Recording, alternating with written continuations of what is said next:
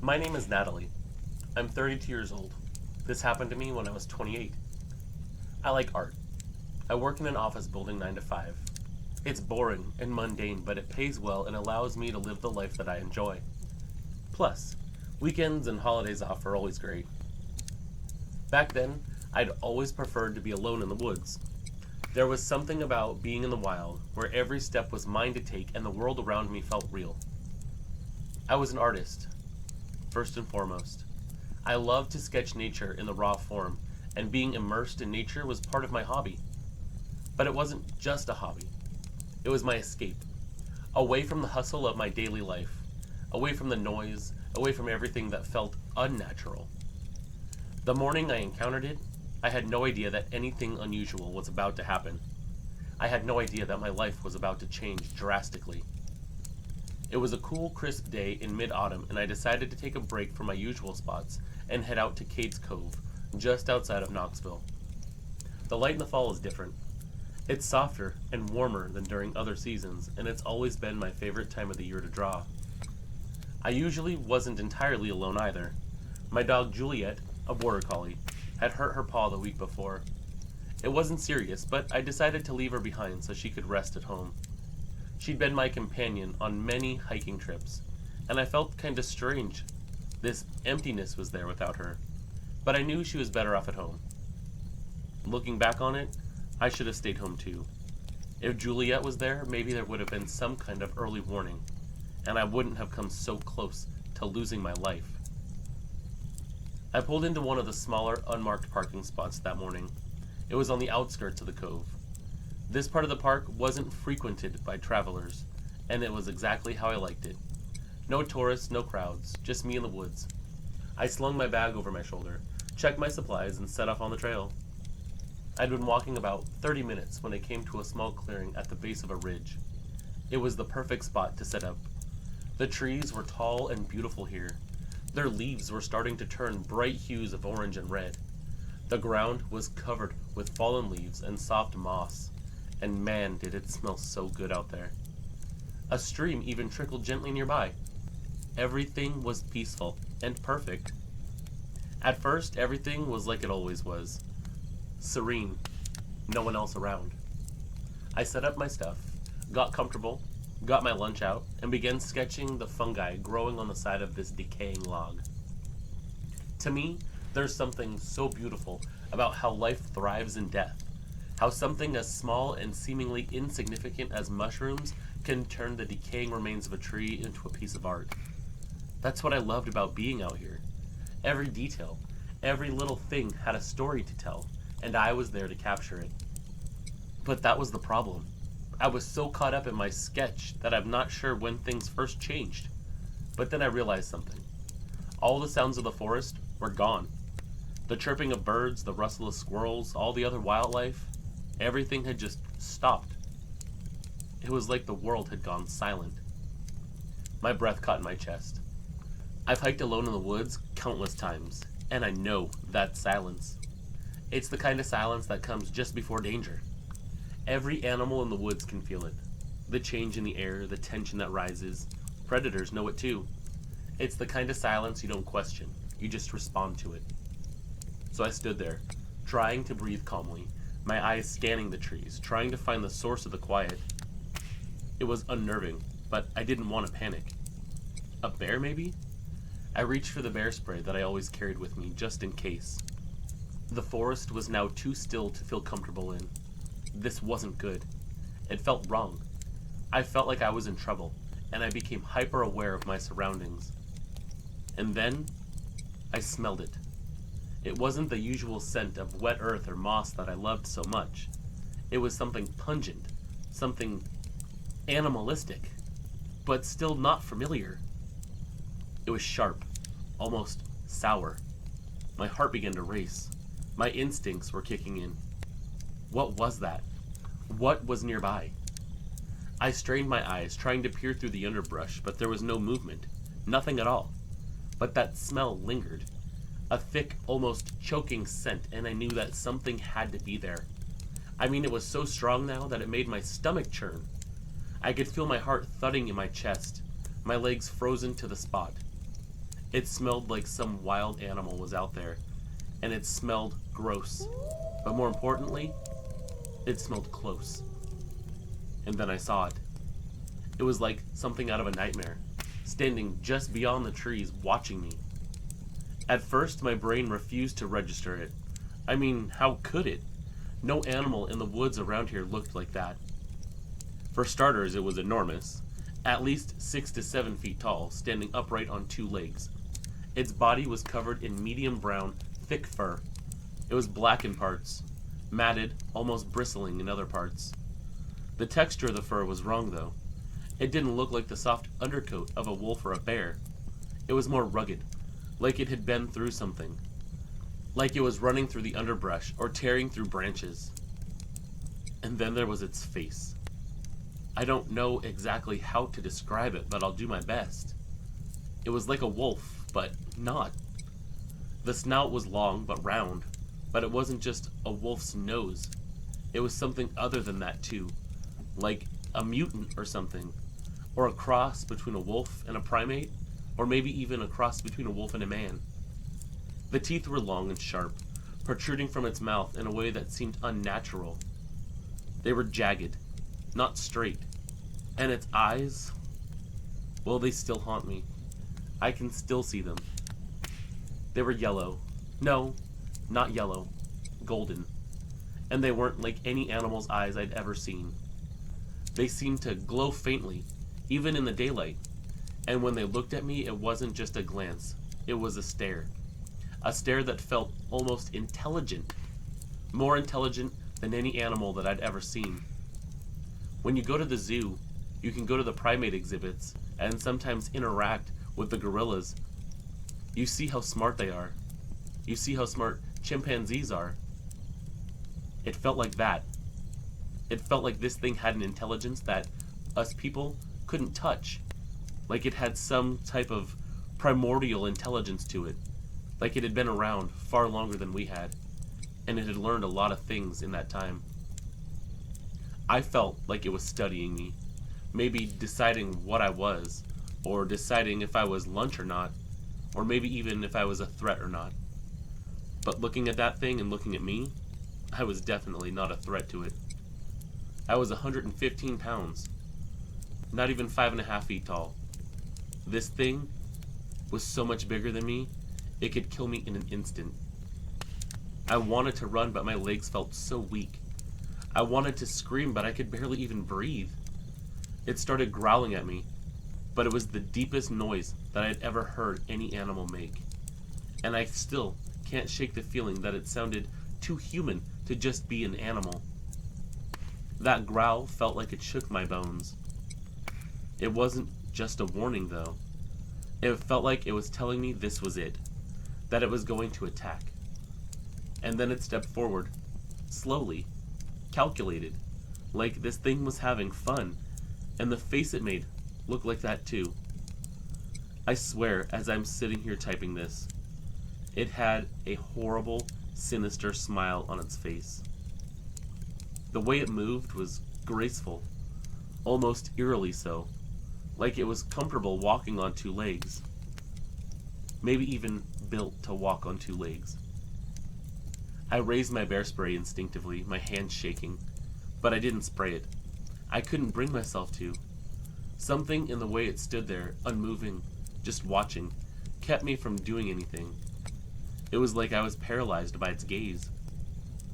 It stepped closer, and for a moment, I thought it might attack. But then it did something that left me breathless. It looked down at the bear spray, lifted its lips in a snarl, and looked back up at me. It knew what I was holding.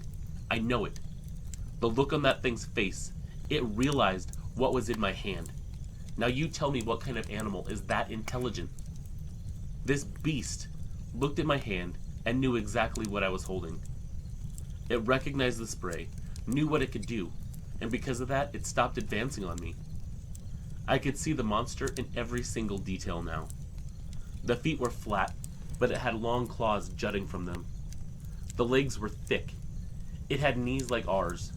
The fur on the legs was long and shaggy. I could even see leaves and small twigs in the fur. The waist Abdomen and torso were human-like, except the proportions were extremely bigger. The arms were long and buff, but again human-like. And I already told you what the head looked like. It honestly looked like the werewolf that Oz turns into on Buffy the Vampire Slayer. The original costume. The gray one that runs on 2 legs. Not the one that Oz turned into after that. This creature, for all intents and purposes, looked exactly like a movie werewolf. It eyed the spray again, and it actually took a cautious step back, like it was afraid of it. The claws on its feet dug into the dirt with a sound that showed how heavy it was. And just like that, it turned and went back into the forest. Not at a run or even a jog, but casually. And I swear it seemed put off that it had to back down, because it looked back at me and snarled this angry, soul-crushing snarl. I could barely process what had just happened. My mind refused to understand what I had just seen.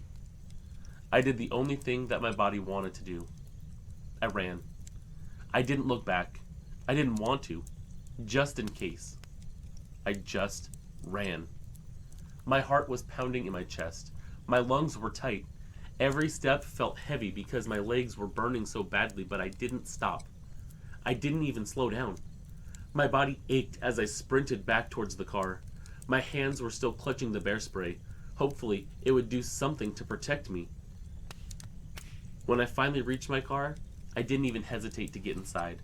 I locked all the doors with trembling hands and sat there for what felt like hours, just unable to keep going because I couldn't catch my breath. I felt dizzy. I was seeing spots. I thought that I was going to pass out. I needed to calm myself down before I started driving, because if I did lose consciousness, what if I crashed and that thing tore into my car and got me? The whole time I was trying to catch my breath and steady myself. I was looking out the window, eyes darting all around, making sure that that thing wasn't close to me.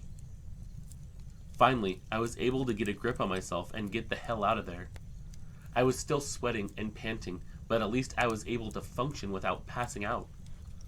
I sped out of the area, not giving a damn.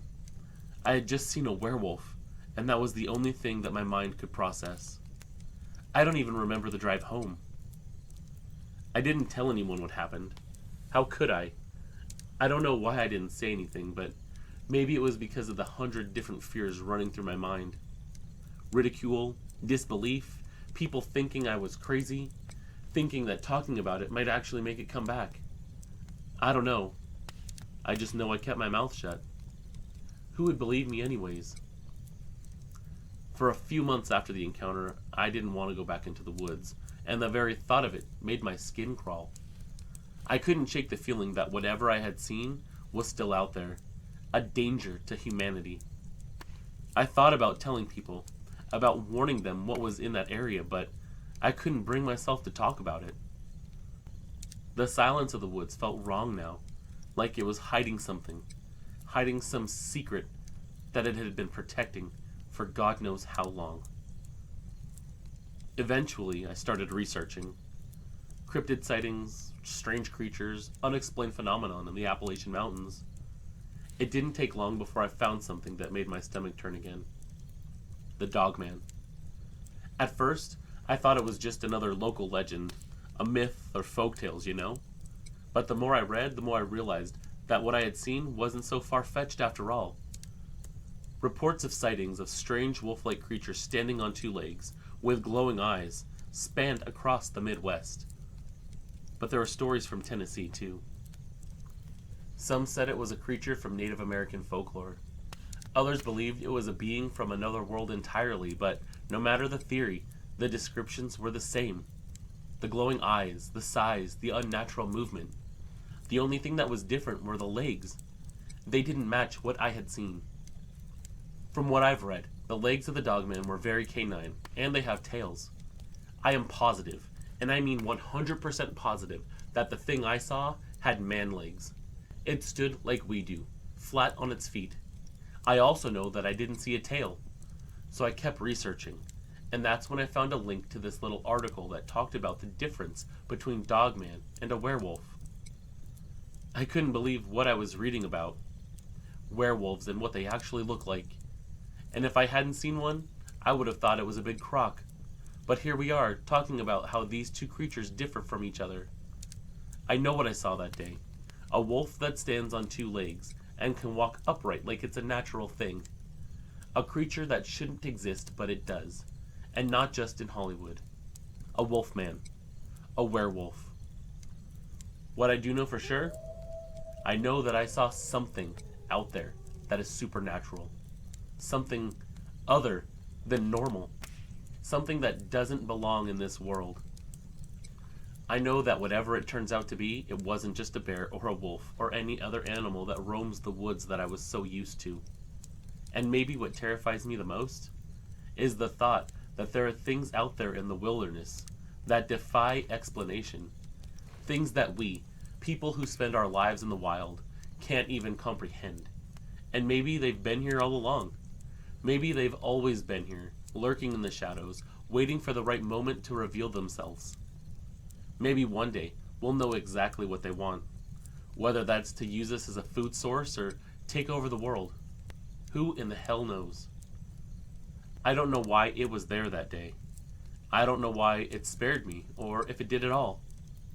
Maybe it just didn't want to get sprayed with the bear mace. But I know one thing. I won't be stepping foot into those woods again without a sense of dread following me. Like it's whispering in the back of my mind that I shouldn't be there. Needless to say, I haven't been back to Cades Cove since that day. And I don't think I'll ever go back there. Because if werewolves are real, what the hell else is?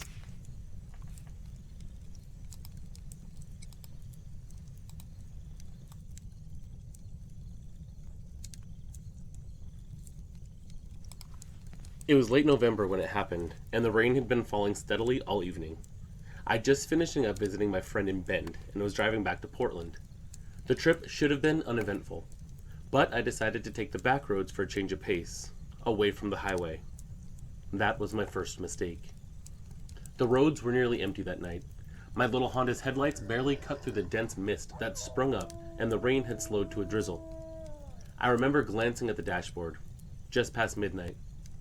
There wasn't a soul in sight, just me, the road, the endless wall of evergreens on both sides of me.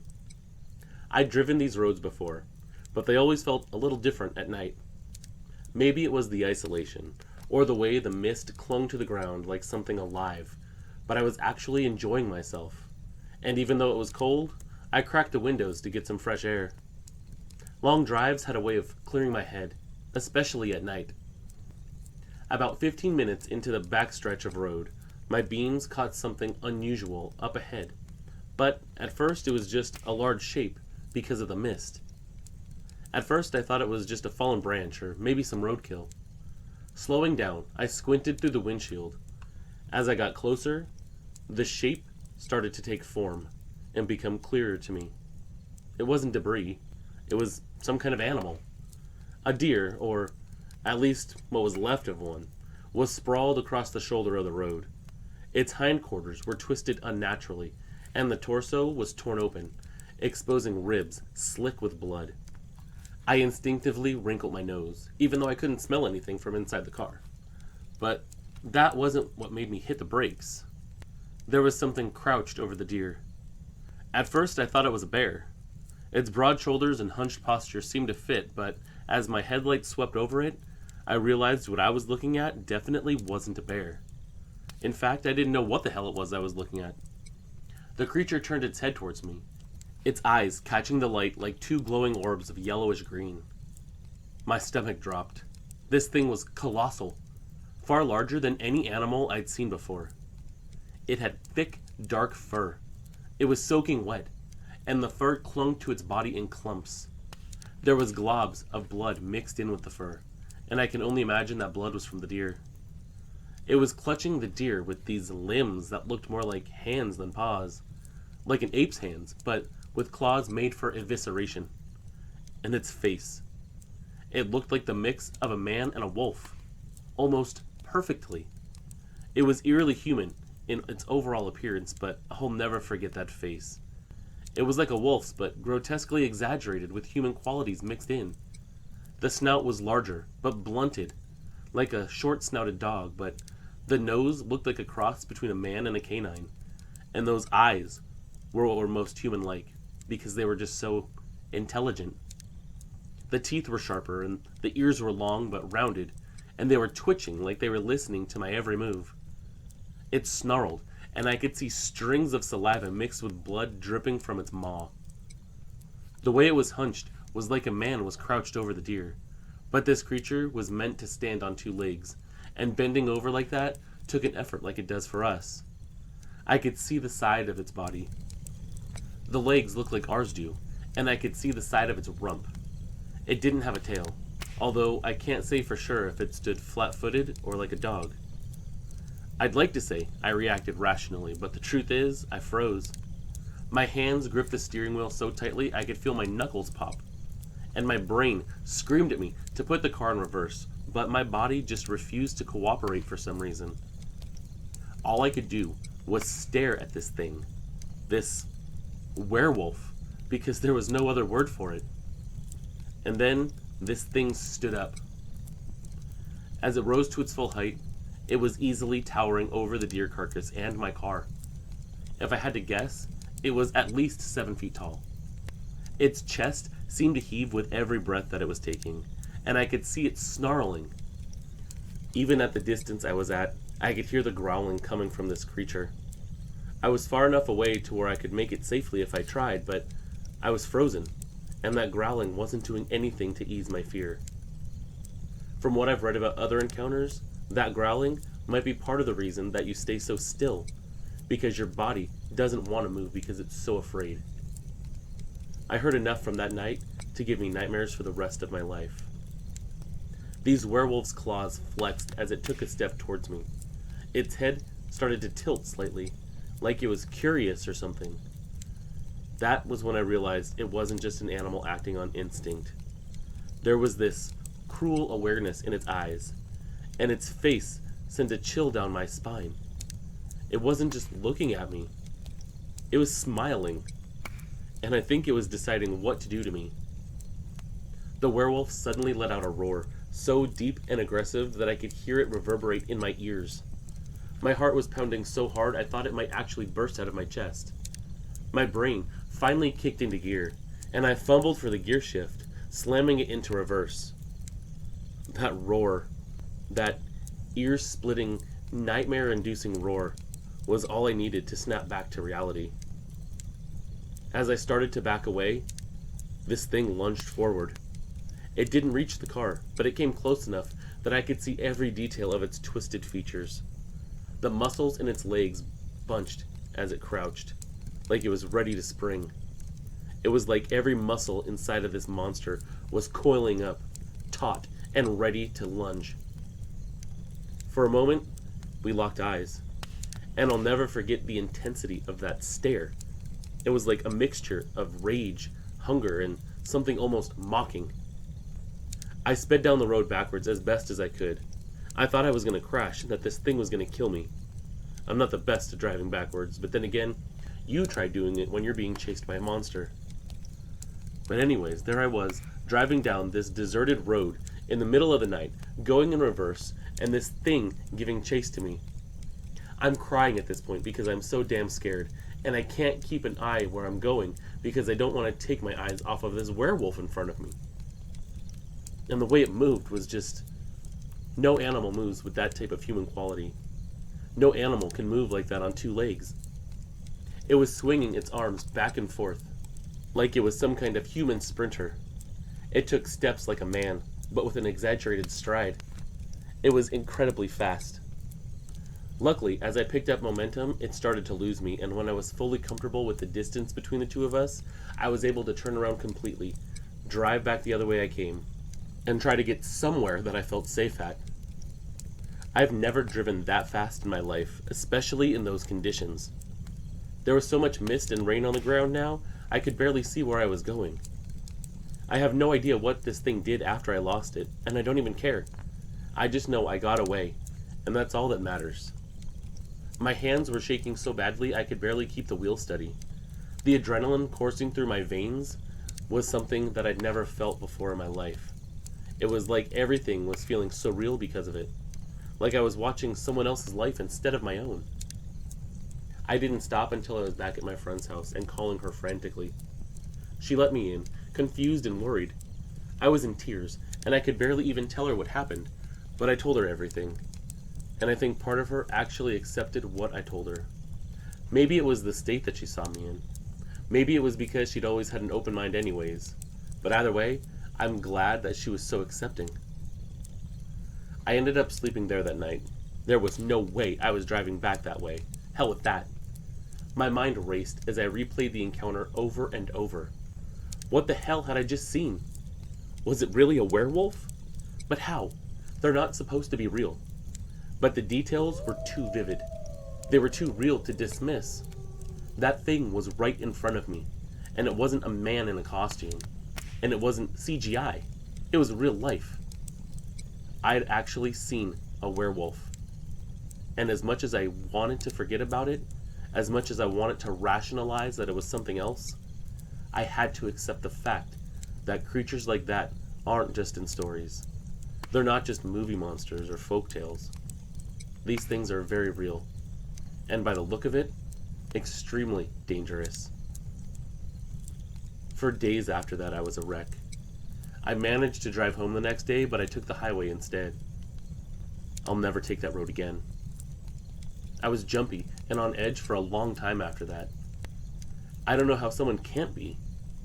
It was like every shadow in the corner of my eye made me jump, whether I was outside, in my house, or at the grocery store.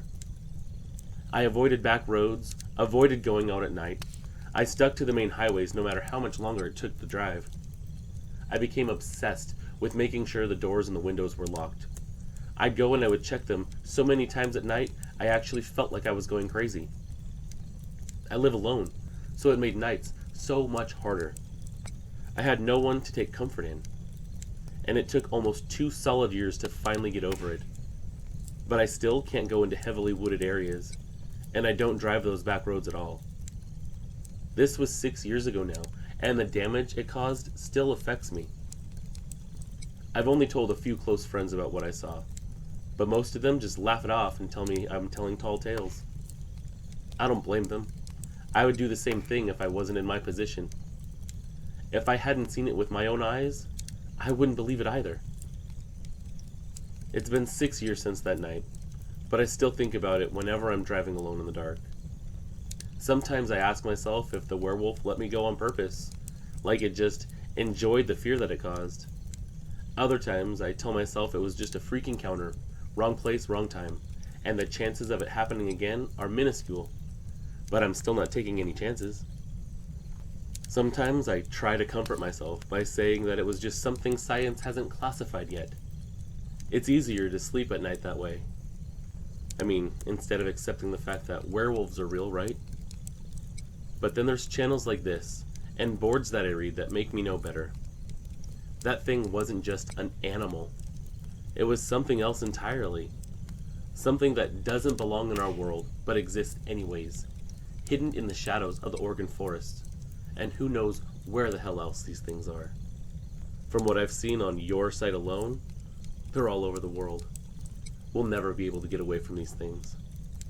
And now, every time I pass a stretch of road that looks a little too empty, or a forest that seems a little too quiet, I can't help but get scared.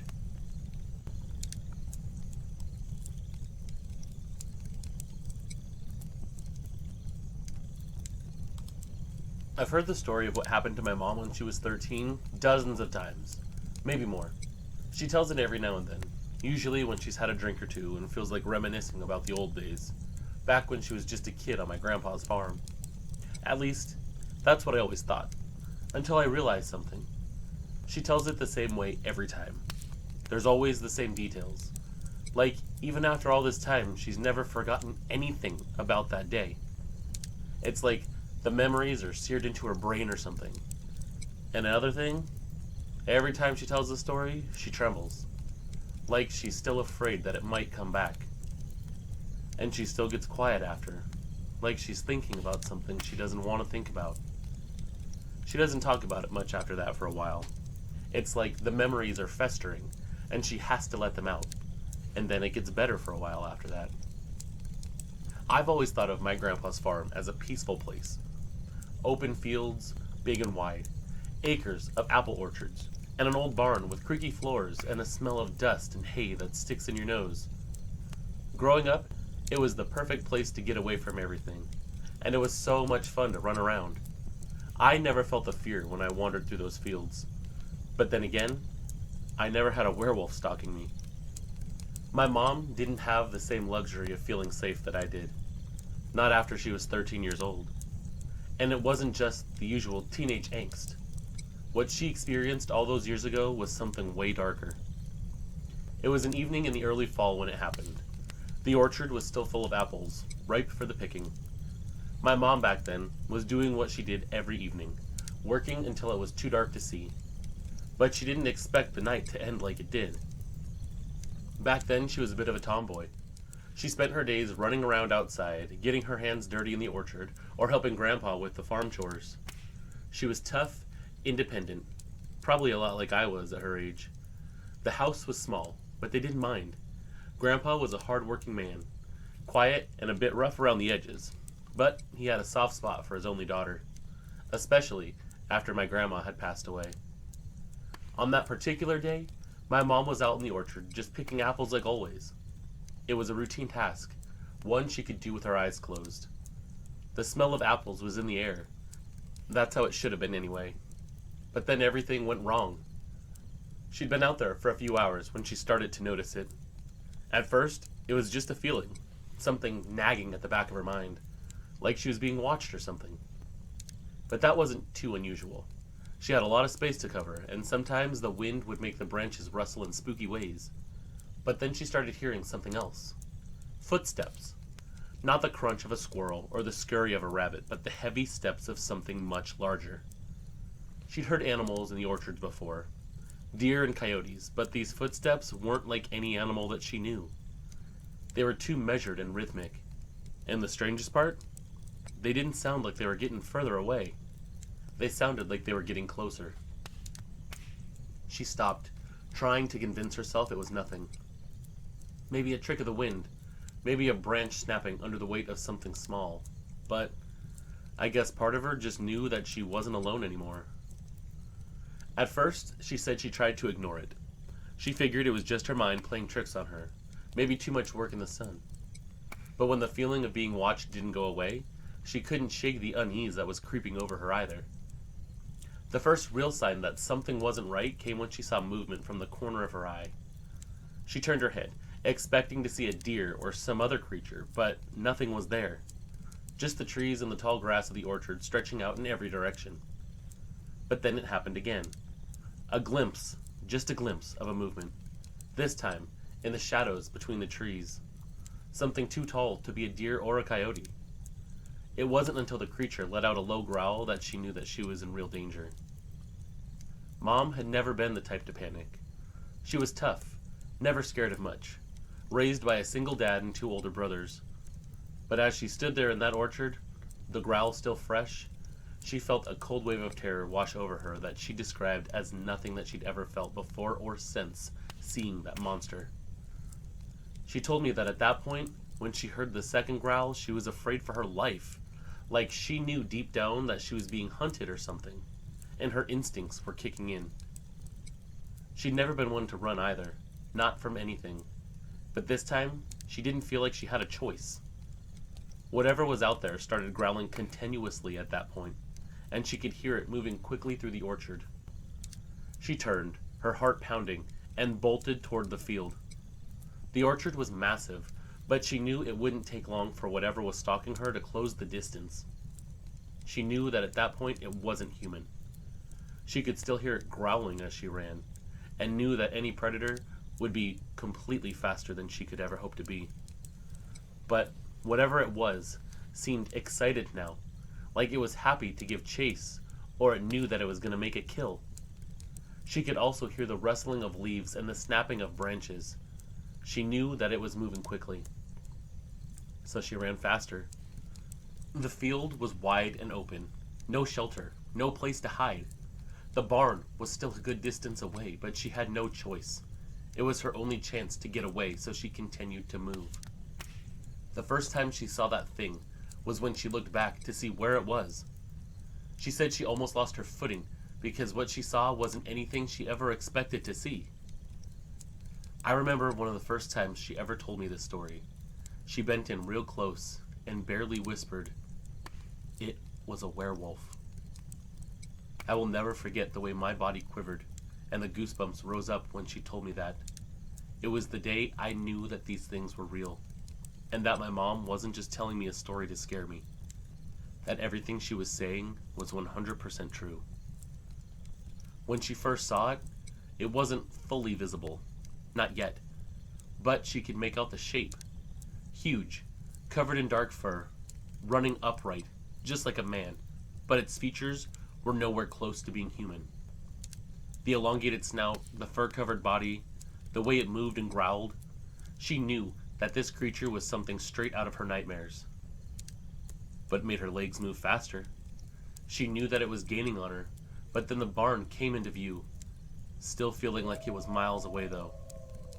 She could hear the werewolf's heavy breathing, and a low growling sound that seemed to vibrate in her chest. She had to make it there though. There was no choice now. If she didn't get inside, if she didn't find a way to block it out, there would be no escaping, and nobody would ever know what happened to her. She made a desperate sprint. The barn door was slightly open. She reached the door, pulled it open just wide enough to slip inside, and got to safety. She didn't know if the werewolf was right behind her, but the sound of its pursuit was unmistakable. She slammed the door shut and put the latch in. Once inside, the barn felt suffocating though, and she knew that she was trapped, but at least there were walls between her and it now. She could hear the creature's steps getting closer, except now it wasn't running. It was taking its time, like it was stalking her. Mom pressed her back against the wall. She tried to think of a plan. There had to be something she could do. The barn was full of tools, rakes, shovels, old crates, but none of them would stop something like that. She had a pitchfork that they used for hay, but that was it. She couldn't outrun it. She couldn't run anymore at all. She felt like she was going to collapse if she ran any further. She couldn't fight it. She was just a child, and that thing outside was a monster. She only had one hope. The truck my grandpa kept by the barn was always unlocked. She didn't have the keys, but she could use the horn to call for help. The barn door creaked behind her, and she was terrified that that would alert that thing that she was leaving. She had no way of even knowing where it was at this point. She bolted for the truck, praying to whatever would listen that she would make it, that that thing wasn't right next to her. She threw open the truck door, climbed in, and shut it. Without wasting a moment, she slammed down on the horn.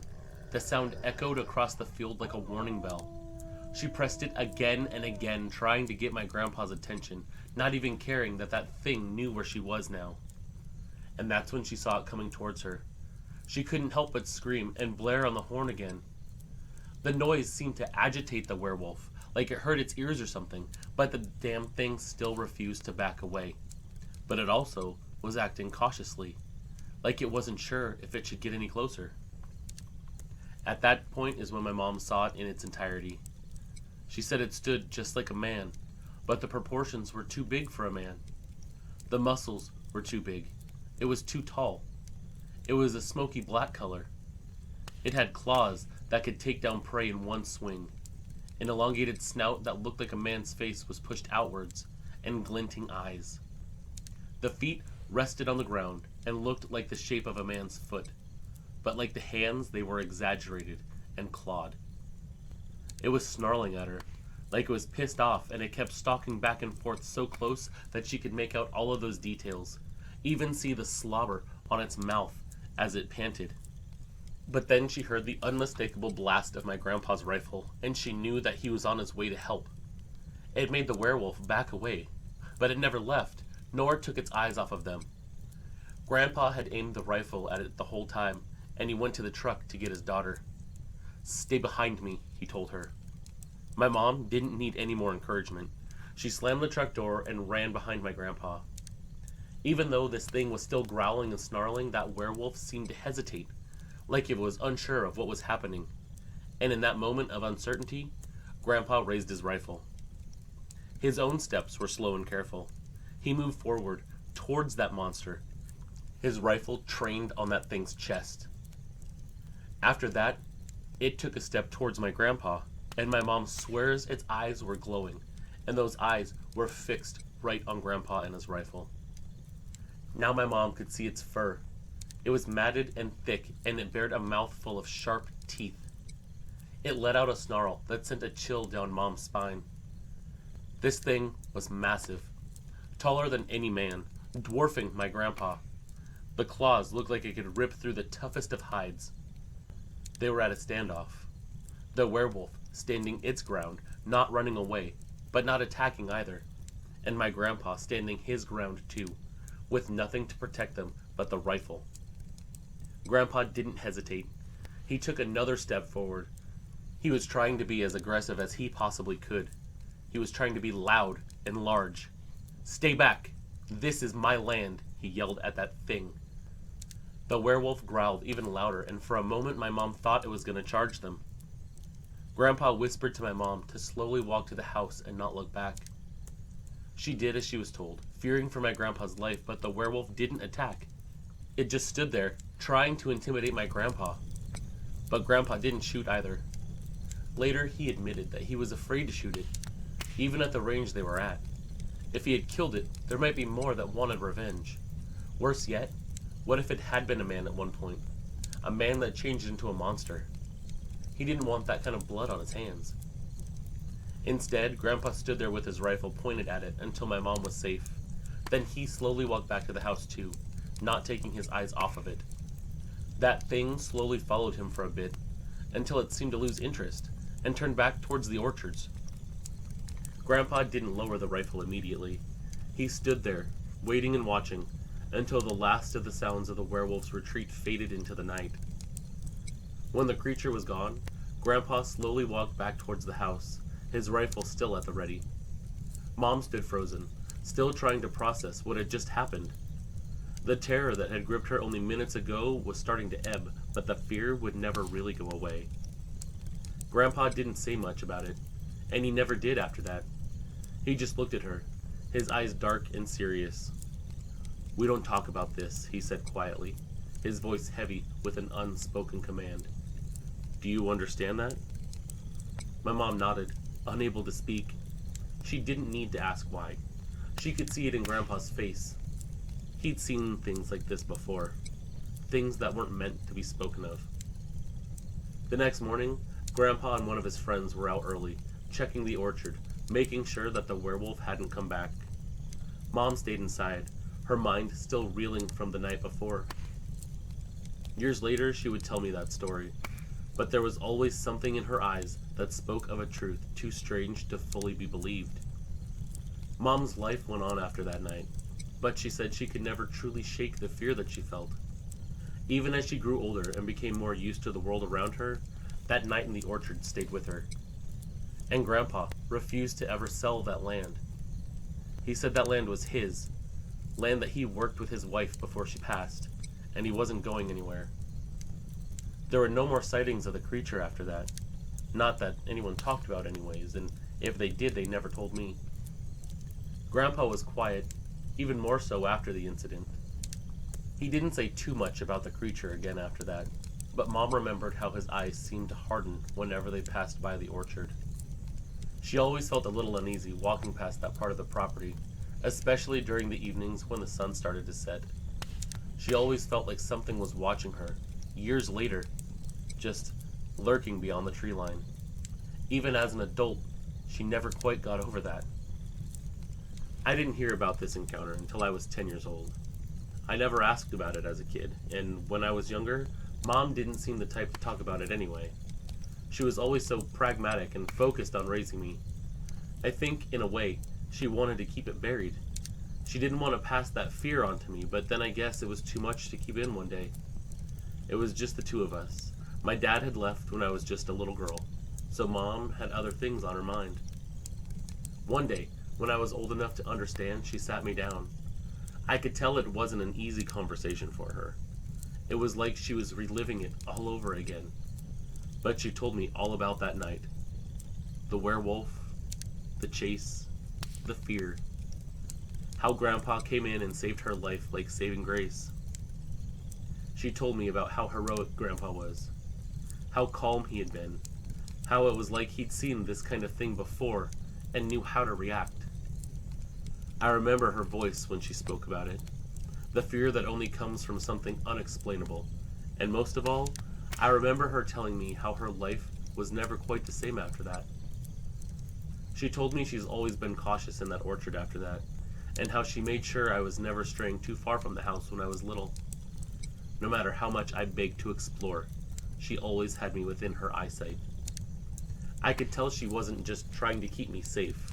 She wasn't just telling stories to me to keep me in line. There was something else, something deeper that made her wary. I didn't understand it at the time, but I do now. Years passed, and life took me in different directions. I moved away, went to school, made my own family. But every time I visited Mom, I could feel the weight of the orchard in the air. The trees and fields were just never a part of the land for her. They carried something with them, the possibility that that thing was still out there. One autumn, when I was home visiting after a long time, Mom and I actually went for a walk out there. We ended up by the exact same orchard where she first encountered that creature. And I could tell that she was uncomfortable. But she said she needed to do it. I asked her if she ever felt like it might come back. She didn't answer me right away. Her gaze just lingered on the trees. And then she told me, "No, at this point, I don't think it will ever come back." But it never truly left me either. There was once when I asked Grandpa about it. He just gave me this knowing look, like he understood it better than anyone else. He said he'd seen things that he couldn't explain. Maybe that still haunted him in ways that he didn't want to talk about. And then finally one night, when he was a very old man, he told me that he had seen them before, right there on the land, but he never thought that they would come back. He was telling me this just weeks before he passed, and I feel like it was time for him to finally get it off his chest and let somebody know. That way those memories didn't fade into obscurity after he passed. He said every once in a while, after my mom's encounter, he'd find signs of those creatures. Sometimes there'd be claw marks on trees, or a deer or some other animal that had been ripped apart in no way other predators could do. But they never approached him or the house again, and he never caught sight of them. He feels like the night he rescued my mom, he established that this is our territory. But every once in a while, wildlife would also get scarce around the area, like it was being overhunted or something. My mom's story was a warning, not just about what happened that night, but about the things that are out there, the things that stay hidden, waiting for the right moment to make themselves known. You might think it's just a myth, or just an old story to scare kids, but when you live through something like that, when you know what fear feels like in your bones, you don't forget. And neither did my mom. She was never the same after that night.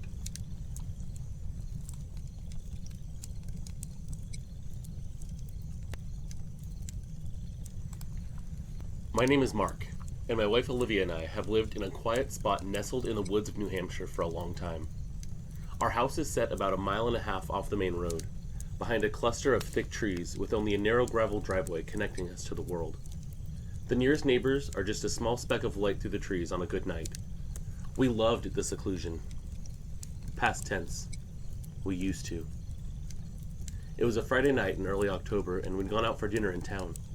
Nothing fancy, just a small local place that we like to eat at. It'd been a regular night for us. Good food and a little wine, and a lot of conversation about nothing in particular. We'd been empty nesters for about 4 months now, our youngest going off to college, so we were enjoying well-deserved time together and figuring out what to do next with our lives. By the time we got home, it was close to 10 p.m. The air was brisk, and there was a huge full moon shining through the clouds. We pulled into the driveway, the headlights sweeping across the dark shapes of the trees lining the path as we approached the house. Olivia was scrolling through her phone, probably checking messages from our youngest son with updates about his new life 4 hours away. Our porch light was on, and everything seemed normal. But then we stepped out of the car. Even before I shut my door, I noticed something was off. Something seemed way too quiet. There weren't even any bugs making noise. Olivia noticed it too, stopping mid-sentence as she climbed out. "Mark, do you hear that?" she asked me. She sounded a little unnerved herself. I didn't reply at first. I was just trying to listen. Let me tell you this. It wasn't just quiet. It was unnervingly quiet. I shook off the unease and said, "Let's just go inside."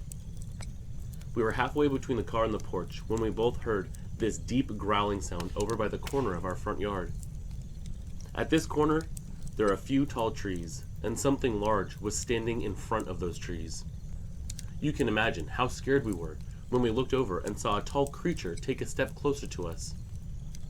Now, skeptics, they can argue with me until the day I die, and I will use my last breath to argue back. But the thing standing in front of us was an honest-to-God werewolf. We could see this thing very clearly. It had a snout, obvious but blunted, and the way it was snarling, you could see these wicked teeth jutting from its mouth. This creature stood about my height, 6'1", but had a chest much broader than my own. It was covered from head to toe with gray fur, but the hair around the chest and legs was longer. The face and the arms had shorter hair. After the initial steps towards us, this thing just stopped moving, and was just standing there staring at us with this deep growl coming from it. I took a step back in fright, and I felt Olivia's hand tighten around my arm. The only thing I could hear her murmur was, "Oh my God." When this thing growled at you, you could hear it low and deep, and it sent a clear message to us that it was dangerous, and it wanted to harm us. It started to advance towards us again. Its movements were slow, like it had no intentions of rushing and attacking. Looking back on it now, I think it was just trying to herd us into the house so we had nowhere to go. And you know what? That plan worked. I told Olivia to get in the house as calmly as I could, even though I was about to have a heart attack myself. I was about 3 seconds away from losing my mind. She spun and ran for the porch steps, and I followed, keeping eyes on this creature as it slowly walked towards us. When she got to the door, she unlocked it, flung it open, and yelled at me to get inside too. I slammed the door shut and locked it, breathing heavily and looking up at my wife. We stood there in silence for a moment, both trying to catch our breaths and figure out what the hell it was that we were looking at. Although I had already made up my mind. What I was looking at was a werewolf. But when Olivia asked what it was out there, I told her I didn't know. It felt like I couldn't say those words out loud. The living room was dark. The only light was the porch light outside, since we hadn't turned on any lights yet. I raced over to the window and drew the curtains, making sure to stay out of sight. We could hear this thing walking on the deck outside. It was making these grunting noises like it was excited. I told her I was going to go check the back door and make sure it was locked. Told her to stay away from the door and the windows. She nodded but didn't say anything, and I could see the hesitation on her face. But I knew that we needed to secure our home and make sure that that thing couldn't get in. Although every werewolf movie I had ever seen was starting to race through my mind, and I knew that if it wanted to, it was going to get in, and there was little we could do to stop it. I started doubting the decision to run into the house. Maybe we should have just ran back to the car and got out of there. Now with that thing outside, we were basically trapped in our own home. Luckily though, my home has several firearms that we can use in self-defense. The first thing I did after peering through the window for a moment,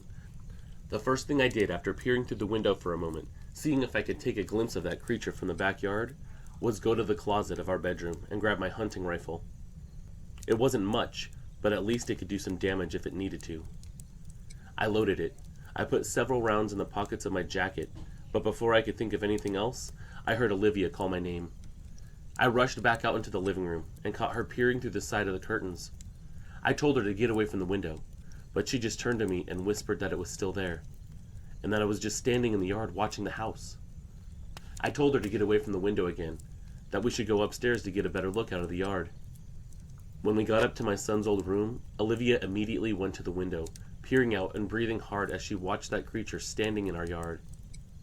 I joined her at the window, trying to keep myself calm for her sake. I had to be sure. I had to see it again, even though everything in me wanted to hide from this and never see it again. But I looked out the window, and I saw what she saw. There it was, just standing in the yard. I wondered what in the hell it was doing. It was just standing there so calmly that it looked like maybe it was just curious about the place. But then I saw movement in the same area that we'd saw the first creature, and to my absolute horror, I watched as another one of these werewolf creatures emerged from the darkness and joined the other one. I pulled my wife away from the window. I told her that there was another one, but she'd already seen it, and she started to cry softly. She wanted to know what we were going to do, and how we would even survive the night. But all I could do was pull her into my chest and tell her that we would figure it out. The second werewolf looked smaller than the first one, and sleeker too.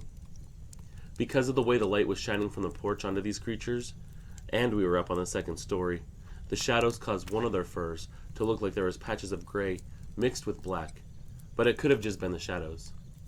I went back to the window, pressed my back against the wall, and looked out as carefully as I could, trying my best not to expose more of myself than necessary. Olivia was standing back in the middle of the room now, refusing to go any further by the window. I watched as these creatures looked at each other. I couldn't hear anything from where I was at, but I got the impression that they were communicating. I looked over at my terrified wife and whispered that they were working together. She shook her head, not believing me. She said that this wasn't even happening, but I told her that it was, and I needed her to keep it together, because I needed her to back me up in case we had to defend ourselves. She asked what we were supposed to do. They knew that we were in here, and we didn't stand a chance against them. I didn't have an answer because my mind was spinning. I had no plan, no way to fight back against something like this. You think of home invasions, but you think of people. You don't think of werewolves stalking your property. You don't think of them breaking in and attacking you. I could feel the sweat running down my face. It was running down my back. I watched as the first werewolf took another slow step towards the house, looked back over its shoulder at the other one, and by some means of communication that I didn't understand, and still don't, the other one knew to move around into the shadows. I lost sight of the second one, and knew that that could be a deadly mistake, but I focused on the first one, rifle at the ready in case I needed to fire. But then I realized something. They were circling us. I caught sight of the smaller one again as it moved towards the same cluster of trees and crouched down. It went real low, like it was keeping watch, maybe making sure that we were in the house and that it would let the other one know if we tried to escape. The way these things worked together in tandem would have been incredible if it wasn't so terrifying. When the larger one would stop moving and stand perfectly still, inspecting the house, the other one would step forward. It was like they were taking turns investigating, or maybe looking for a way in. I thought about the basement, where more guns were. I knew we needed to get there. But then I watched these creatures more, and I realized that even with the firearms that we had, it might not be enough. These things would slink through the trees with this unnatural grace, and they would close into the house, and then they would go back into the shadows. After a while, Olivia managed to pull herself closer to the window and stood behind me as we gazed out, watching these creatures just move about our yard. For now, they hadn't tried anything, and they looked like they were just inspecting the place. But I had a deep dread that that wouldn't last forever, and that eventually they would step up their attack. It was like they were taking everything in or something, learning the layout of our home, learning the property around it, learning where the doors and the windows were, knowing where we could escape or where they could enter. I told Olivia we needed to wait for them to move, that if they're working together, they'll try to get closer, and they'll try to figure out how we react. If we stay still, maybe they'll lose interest. But even as I said it, I could feel the doubt creeping in. I wasn't sure if I believed my own words. It didn't seem like these creatures were the kind to just leave us alone, especially not after what we'd already seen. It was like they were systematically inspecting the place. And then a noise from outside snapped me out of my thoughts. It was a rustling, followed by this distinct sound of something heavy dragging across the ground. I turned back to the window and my pulse spiked again. The first werewolf was no longer standing at the edge of the yard. It was moving around the side of the house. Its large form was barely visible in the shadows, but I could hear its steps. They were slow, deliberate. It felt like they were closing in. I grabbed Olivia's arm. We need to hide, now. She didn't argue, but her face was pale, and her eyes wide with fear. I told her that I felt like they were going to up this attack, and that they were going to do it soon. I was scared that now these creatures were going to try to find a way in. We both turned towards the back of the house, where the hallway led to the basement stairs. If we could get down there, maybe we'd be able to hide out long enough for whatever it was to give up. That's where we kept our guns, and I felt a lot safer knowing that I'd be in a room filled with my gun collection. I took the rifle with me as we moved. We moved quickly, as quietly as we could, down the hallway, down the stairs. But just as we reached the basement door, another sound pierced the silence. Louder this time, and much more aggressive.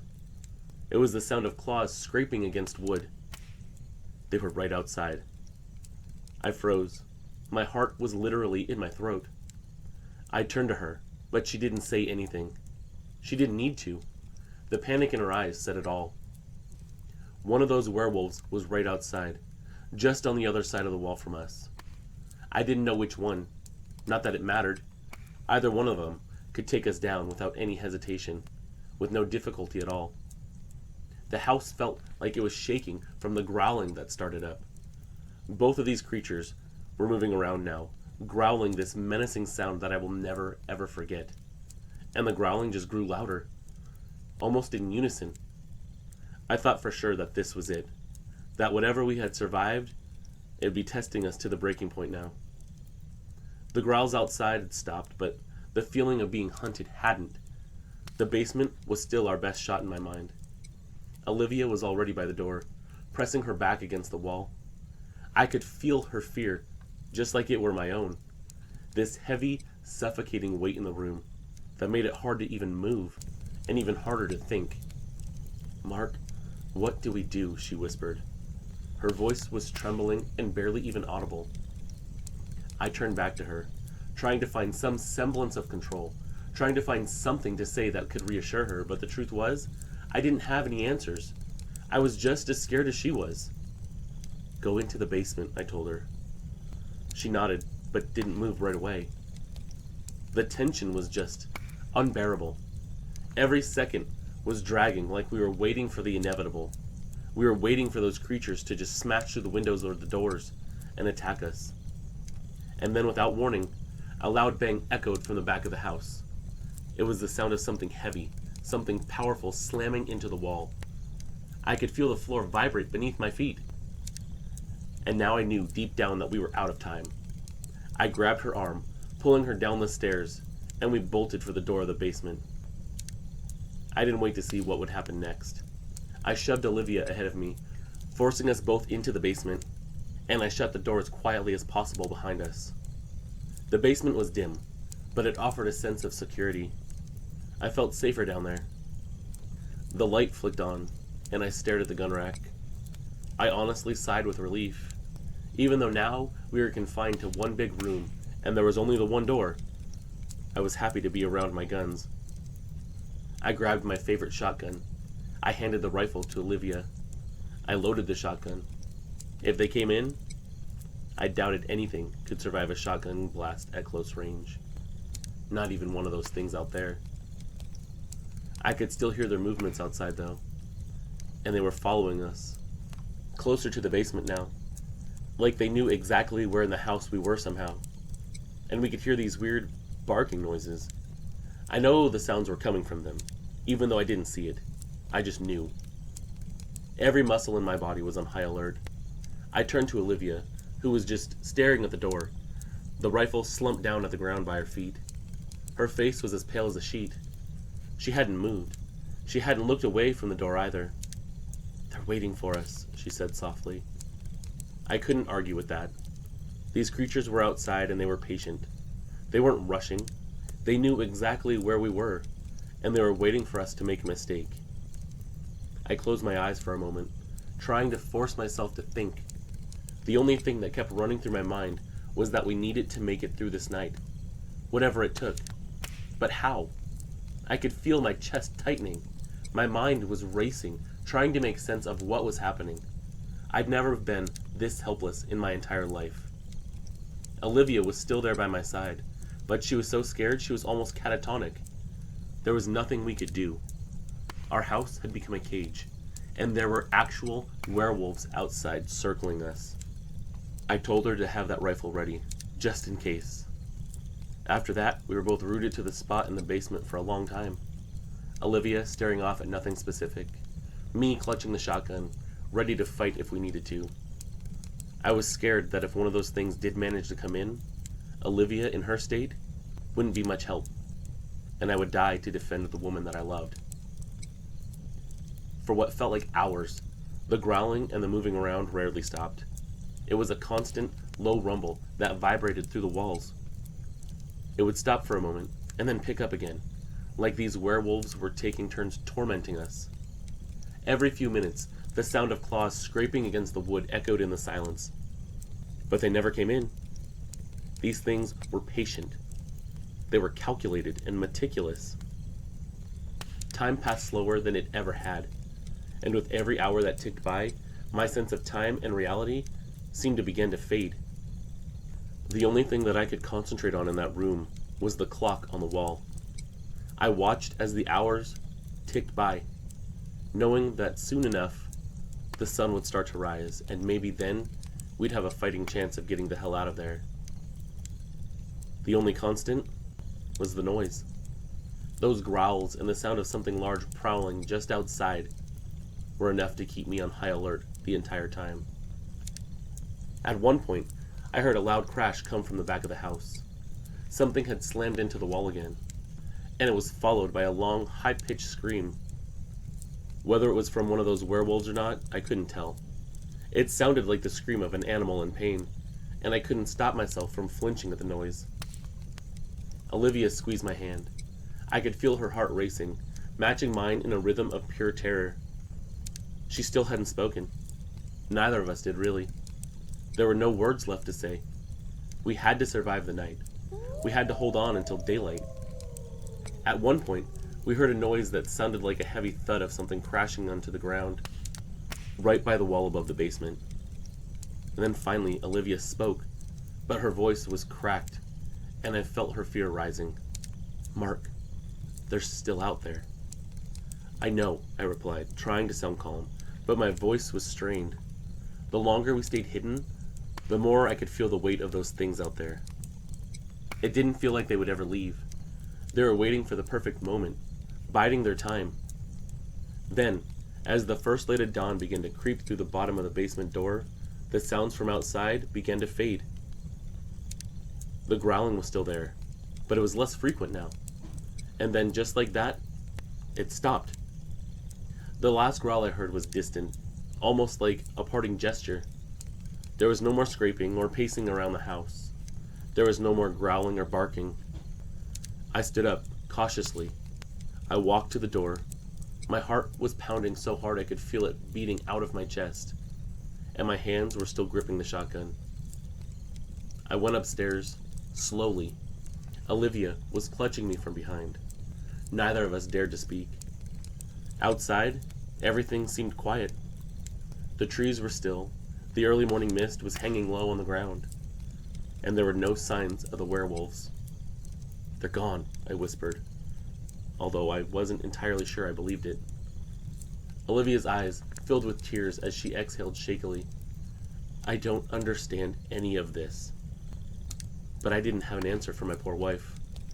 All I knew was that somehow we survived. We stayed inside for a long time, neither of us even moving much, but slowly the sun began to rise higher in the sky, and it felt like we could breathe again.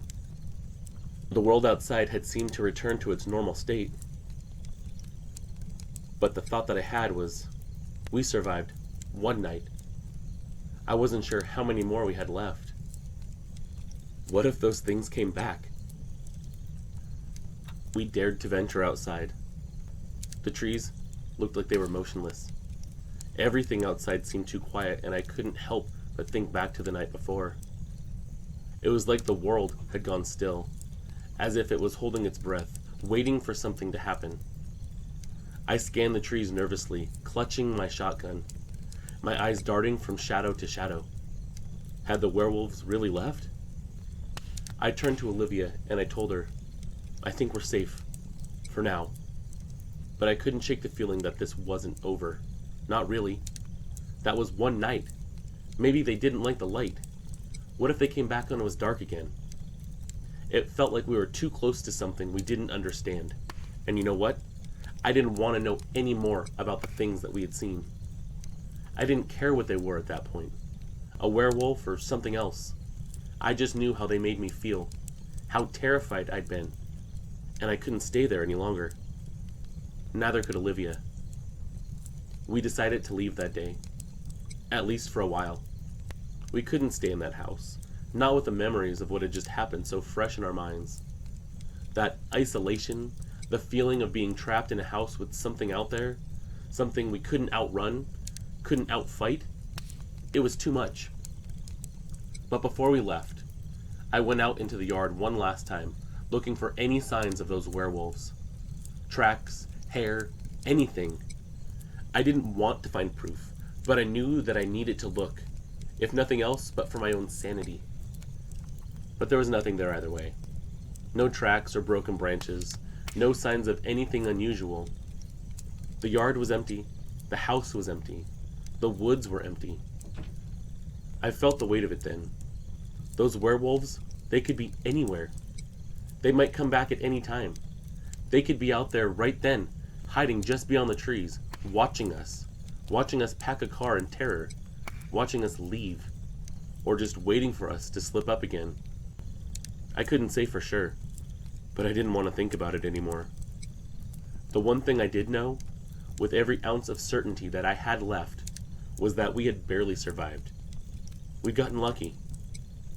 And luck, it doesn't last forever.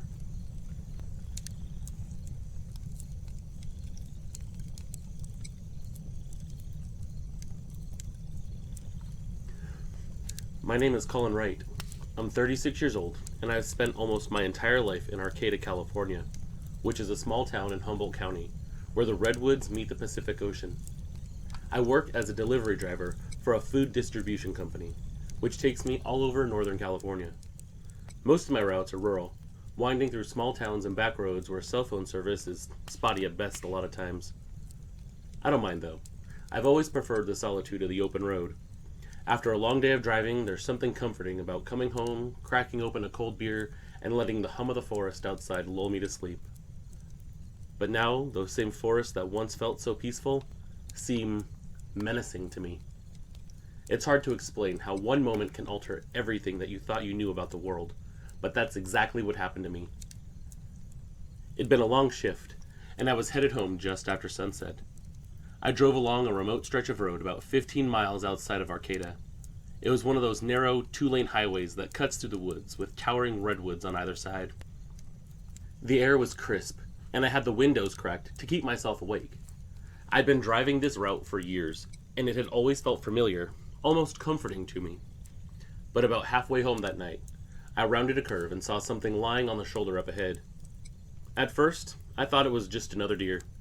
Roadkill wasn't uncommon in these parts, but as I got closer, I realized it wasn't like any carcass I'd seen before. This poor deer had been torn apart, its body mangled in a way that just didn't make sense to me. This definitely wasn't hit by a car. There were deep gashes running alongside of it, like claw marks, and its neck was twisted at an unnatural angle. I slowed down, my headlights illuminating this gruesome scene, and a chill ran down my spine. It wasn't just the deer. The entire area suddenly felt very wrong to me. Normally, this stretch of road would be alive with the sound of crickets, but now it was dead silent. Just this oppressive, eerie stillness. I'm not gonna lie, I actually felt the goosebumps go down the back of my neck. I pulled back onto the road and continued driving. The creeps had hit me pretty hard, and I didn't really want to run into whatever had killed that poor deer. I hadn't gone more than a mile when I saw something big moving quickly on the side of the road, running in the same direction I was driving. My stomach clenched, and I tightened my grip on the wheel. This figure was tall, and it was running upright, on two legs, weaving between the massive trunks of the redwoods like it was nothing. It was much taller than any animal I'd ever seen, and it moved with this unsettling fluidity. What the hell was I looking at? It was big, hairy, and definitely not anything that should be out there. I'll admit, I thought I was looking at a Bigfoot at first, but what I saw was absolutely not a Bigfoot. In fact, as much as Bigfoot looks like a primate, this thing looked equally canine. I slowed down instinctively, my heart pounding in my chest. Whatever it wasn't trying to hide, and it was getting closer. As I rounded a bend, the creature suddenly broke free from the trees and stepped onto the road. My headlights caught it in full view, and I slammed on the brakes, coming to a screeching halt just yards away from this thing. It stood there, staring at me, breathing heavily, and I swear I forgot how to breathe. This creature was enormous, easily over 7 feet tall, maybe even closer to 8. Like I said, it was upright, and I remembered distinctly that the legs and feet were human-shaped. Its body was covered in coarse tan fur, and its muscles were rippling beneath the fur, which was short in some spots, long in others, and matted in different places. There was an area on the chest that had no hair, like when you see an orangutan or a gorilla, where it has that bald patch, and I could see the skin under there. It was a dark brown color. It had long arms that ended in clawed hands that looked almost human, but far too large and grotesque to actually belong to any person. But the head, that's what really got me. It was like a wolf's, with a long snout and pointed ears, but there was something disturbingly intelligent about the eyes. They glowed faintly in the light, locking onto mine with this predatory intensity that made my blood run cold. And the way that it studied me just made me feel that it was somewhat human. It bared its teeth, and I saw rows of sharp yellowed fangs. Now, right in that moment, I was frozen. My brain was screaming at me to move, to do something, anything to get away from this creature, but my body refused to cooperate with my brain. And then this werewolf, for lack of a better term, took a step forward, glaring at me like I had interrupted it. And then it took another step, and another. It was only a few yards from the front of my truck now, and I could see its breath steaming in the cold air. Honestly, I don't know how long we stared at each other. Seconds, minutes. It felt like an eternity, though. Finally, it stopped, sniffing the air like it was trying to decide whether I was worth the effort or not. I gained some focus and reversed, slamming on the gas, but the tires wouldn't catch and they screeched. When I did this werewolf, or whatever it was, took off back into the trees and ran out of sight. When it moved, it was like nothing I had ever seen before, faster than any creature that I have ever witnessed. My hands were shaking, but I put it back in drive and floored it. I had a clear path now, and I wasn't wasting it. I didn't care if I was speeding, I just needed to get the hell out of there. I kept glancing in the rearview mirror, but the road behind me remained empty. I couldn't help it, though. I thought that maybe this thing was going to pop up around me again. Maybe behind me, or running in front of me. But luckily I didn't see it again, and by the time I got home, I was wrecked. I sat in the truck for a few minutes, trying to calm myself down, but the image of that thing wouldn't leave my mind. I locked every door and window in the house that night, even though I was miles and miles away from it. I sat there for a while, with my gun in my hand. It was just a pistol. It wasn't going to do much, but at least it might scare it. I don't know. Normally, I'd leave the window cracked to let the fresh air in, but not this time. Not with something like that out there. Like I said, there was miles in between where I'd seen it and my home, but I wasn't risking anything.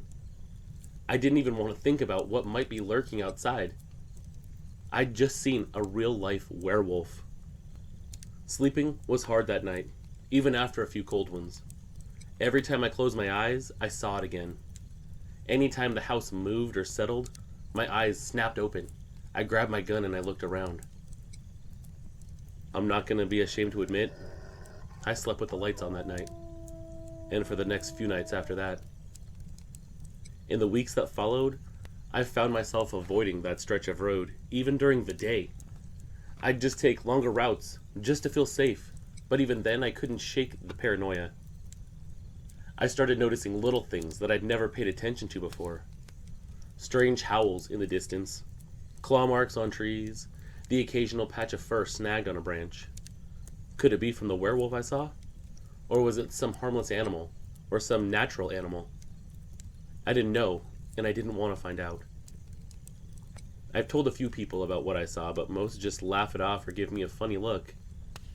It's been a little over a year now since I saw that thing, and I still think about that night. Sometimes when I'm lying in bed, I swear I hear something outside. Things like heavy footsteps or a growl carried on the wind. I tell myself it's nothing, just my imagination playing tricks on me, but there are times I can't help but wonder if it's out there somewhere, and if it knows who I am. There was just something so intelligent and familiar about its eyes. I can't help but think about all the different werewolf movies I've ever seen my entire life and wonder if maybe that beast that I saw that night was actually somebody that I knew. I don't know if that's a stretch, but then again, I never thought werewolves existed in the first place until I saw one that night. Reading about them online doesn't do me any peace of mind either. From what I gather, they're more aggressive than all the other species of upright canines that are out there. So I ask the question, why was it there when I was there? Did I just happen to come across it while I was feeding on that animal? Was it that animal that had been killed by the werewolf, or did it just stumble upon something and decide that it had an easy meal? I don't know why it would kill an animal so close to the street, but then again, looking at that thing and the way that it approached me, it didn't show any fear of people, so maybe it just didn't care. I don't know what to think. There are a million thoughts that flood through my mind every time I think of that night. The only thing that I know for certain is that night, everything that I thought about the world changed. My entire belief system was called into question. I saw a monster that should only exist in scary movies, but it stood right there in front of me, flesh and blood, staring at me, eyes locked with my own. And now I know the truth. I know things are out there that aren't really supposed to be, but you can ask me, and I'll swear on a stack of Bibles that monsters are real.